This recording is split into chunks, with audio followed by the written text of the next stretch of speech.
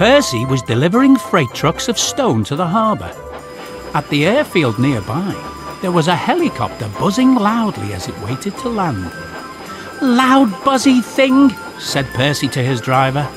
"I wish it would go and buzz somewhere else." The next day, Percy made the delivery to the airfield. He stopped next to the helicopter. "Hello," said Percy.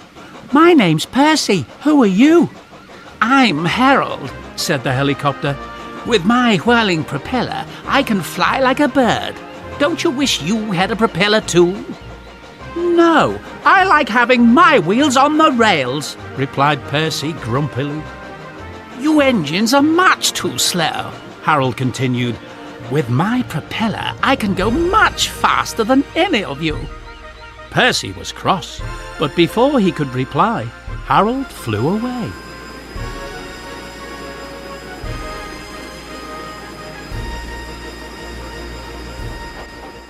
Percy puffed angrily to the quarry to pick up his next load of trucks. "Hello, Percy," said Toby. "You look cross. What's the matter?" Percy told Toby what Harold had said about helicopters being faster than engines.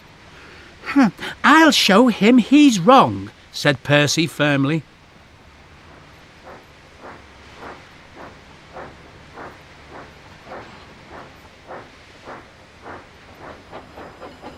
As Percy puffed back to the harbour, he heard a familiar buzzing noise ahead of him. "Look, Percy," said his driver. "There's Harold. Let's race him. Then he'll see who's the fastest." "Yes, we'll show him wheels are better than those funny whirling arms," said Percy, and he rushed after Harold.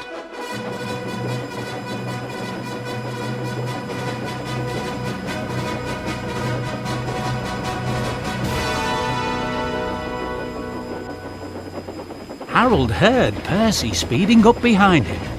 He realised that Percy was racing him to the harbour.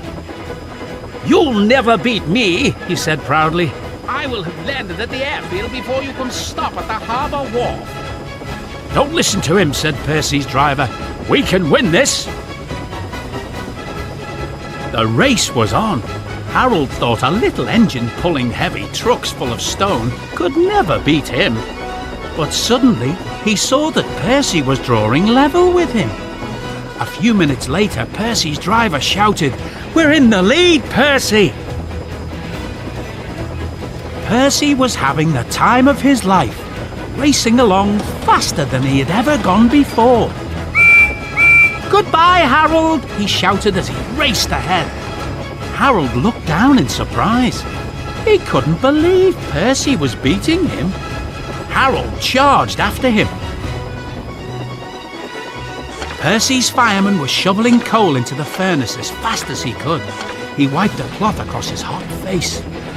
"Phew," he said. "This is hard work. I hope we do beat Harold."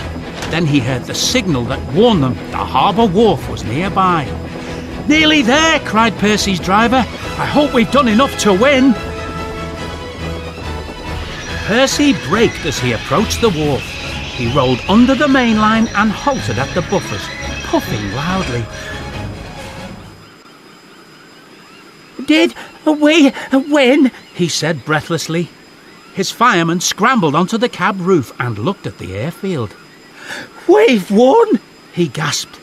"Harold's still looking for a place to land." Percy smiled. He had shown Harold that engines are just as fast as helicopters.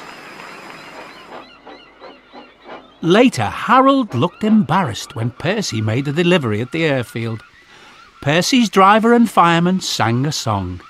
Said Harold Helicopter to our Percy, "You are much too slow, your railway's out of date, and not much use you know. But Percy with his stone cars did the trip in record time, and we beat Harold the Helicopter on our old branch line." Harold smiled at Percy as he flew over him. "You showed me that you can go even faster than me," he said. "I guess wheels are as good as a propeller after all." Percy smiled happily. What fun it had been, racing against Harold. He couldn't wait to get back to the engine shed and tell the others all about it.